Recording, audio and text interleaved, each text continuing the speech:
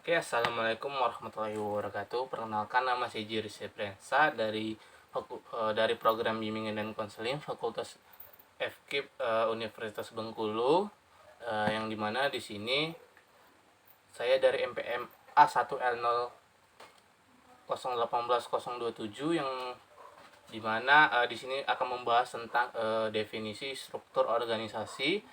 eh, Sebelum kita masuk ke lebih lanjut, kita harus mengerti dulu atau mengetahui terlebih dahulu tentang definisi struktur organisasi ini sendiri, yang dimana itu suatu bagian pekerjaan yang sudah dibagi-bagi beberapa kelompok dan sudah ada dikoordinasi secara formal. Nah, dalam strukturnya itu memiliki beberapa tingkatan dan ada kewenangannya, dan memiliki alur penyampaian informasinya sendiri.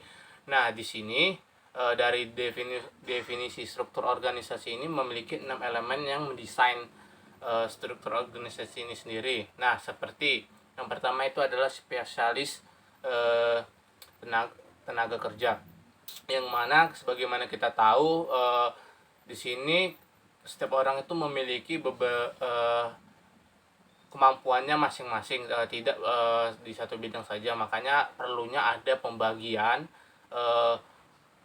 pembagian kemampuan tenaga kerja itu sendiri. Seperti misalnya kayak sekolah nih, di sekolah ini ada memiliki beberapa guru bidang studi seperti MTK, matematik, bahasa Inggris, kesenian, dan lain-lain. Nah, itu makanya perlu adanya spesialisasi kerja, yang dimana ditempatkan sesuai porsi kemampuan orang itu sendiri.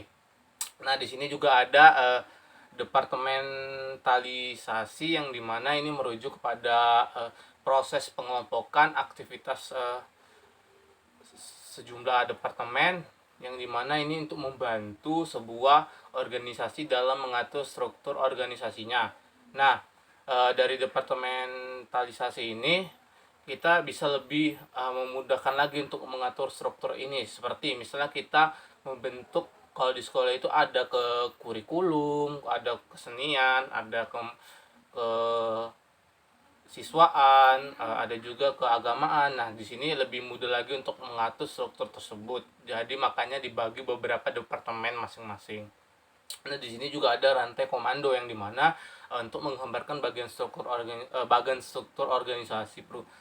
organisasi yang menunjukkan siapa yang melaporkan informasi kepada siapa dalam struktur sumber daya eh, manusia. Nah, maksudnya kita di sini sebagaimana kita ada bagannya, seperti kayak kepala sekolah, terus ada kayak kurikulum, ada kesiswaan dan lain-lain. Nah, di sini nanti eh, ketika kita ingin memberikan informasi, kita bertahap dulu, dari ke kurikulum dulu, langsung naik lagi baru ke kepala sekolahnya. Nah, lanjut lagi, di sini ada rentang kendali, yang dimana jumlah pegawai atau bawahan dapat dikendalikan secara efektif oleh seorang manajer atau supervisor pada suatu waktu. Nah, ini lebih efisien lagi. Kenapa? Karena di sini seperti misalnya kayak di Hima ini ada bidang kerohanian, itu pasti ada memiliki anggotanya dan ada ketuanya. Nah, di situ ketuanya ini sebagai manajer atau supervisor yang mengatur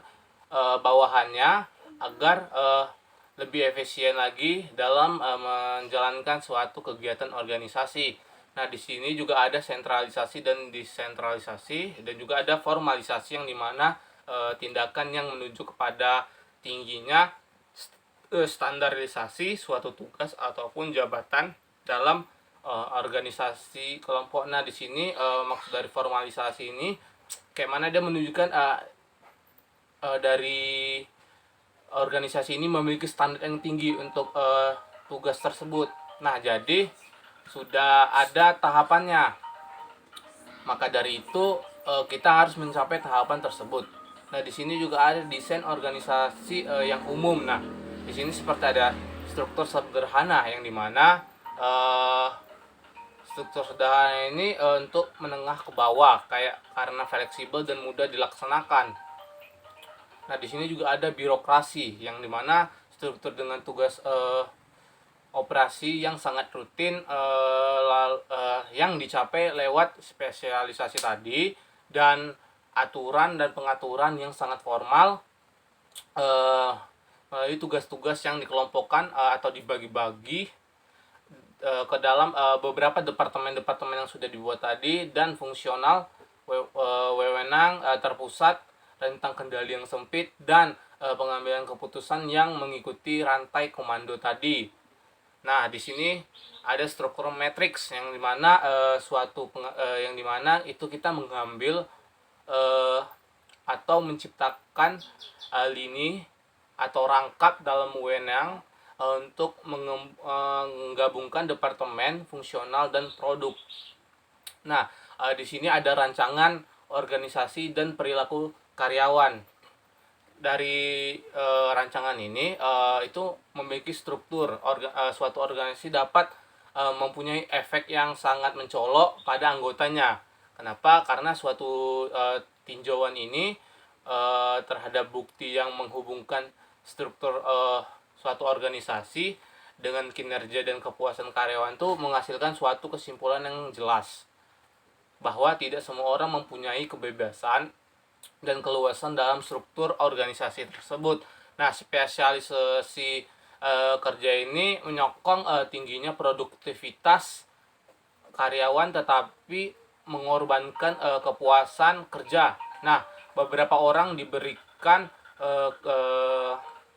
kerja sendiri, sedangkan ada beberapa orang lain menyukai rasa aman oleh adanya beberapa seorang atasan yang dapat cepat tersedia sepanjang waktu. Mungkin itu saja penyampaian dari saya.